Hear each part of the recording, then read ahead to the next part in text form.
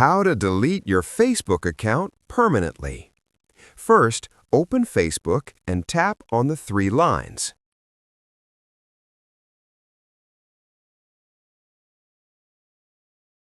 Then tap on Settings and then tap Settings again.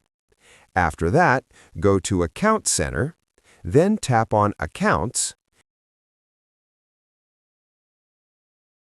then tap on Manage,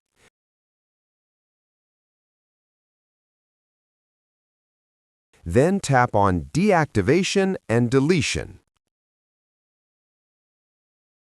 Select Delete Account, then press Continue. Then again Continue. Select a reason, then tap Continue. Then again Continue. Scroll down and tap Continue again. Enter your password and press Continue. Facebook will take 2 to 3 days to delete your account permanently. That's it. If you found this useful, don't forget to like, share, and subscribe.